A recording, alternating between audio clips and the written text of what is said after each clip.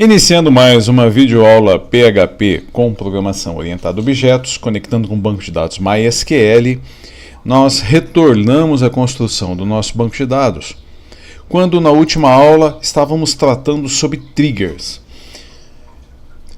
Nós utilizamos na videoaula passada um trigger antes do comando insert, antes do comando inserir, de tal forma que nós estávamos garantindo que nome sempre fosse inserido no nosso banco de dados, na tabela usuário, sempre fosse inserido em caixa alta e o e-mail sempre fosse inserido em caixa baixa.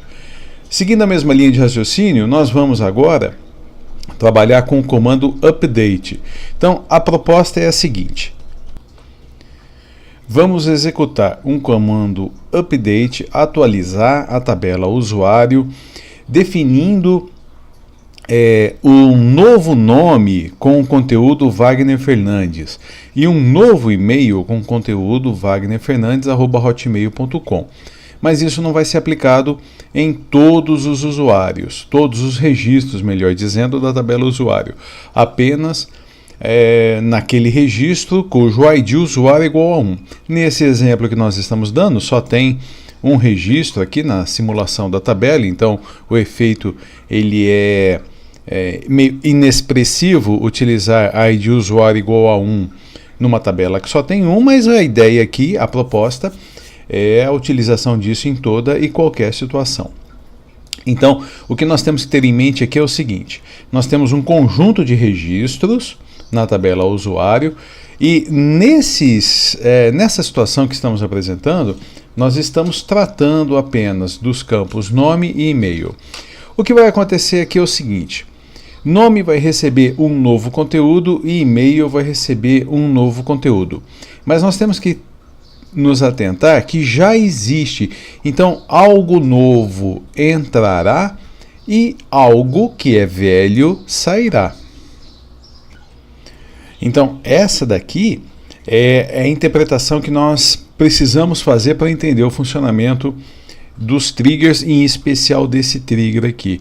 O update vai ser utilizado em cima na situação em que o determinado registro ou registros eles já existam. Portanto, algo novo entrará, então nós teremos um new ID, new nome, new e-mail, new senha, new CPF e new acessos. Esses dados eles substituirão, eles entrarão aqui na tabela e estes dados aqui eles sairão. A ideia que temos que ter é que haverá essa substituição. Portanto, antes da conclusão do comando como um todo, nós temos os new dados e os old dados, e podemos trabalhar com esses new dados e com esses old dados. O que deve acontecer é o seguinte: esse conteúdo Wagner Fernandes ele deve entrar aqui no campo nome.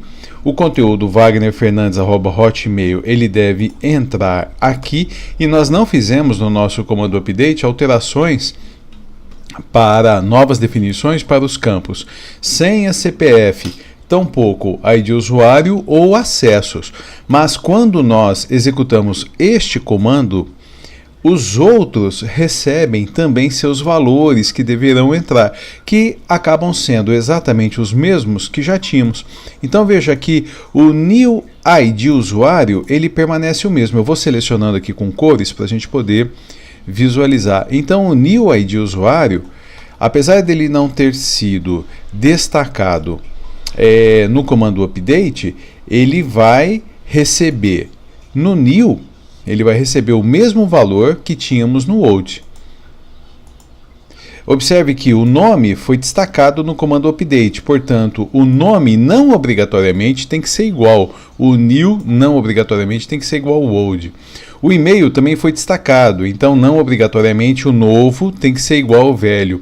A senha não foi destacada, portanto, a nova senha ela é igual à velha senha. Vamos destacando aqui. A mesma coisa acontece com o CPF. O novo CPF ele é vamos colocar aqui em cores, ele vai ser igual ao velho CPF.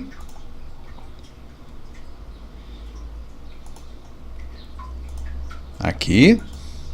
Muito bem. E acessos, que nós nem trabalhamos ainda com esse campo, o novo acesso vai ser igual ao velho acesso. Portanto, quais são os campos passíveis de sofrerem mudanças a partir do comando update? Serão os campos nome e senha.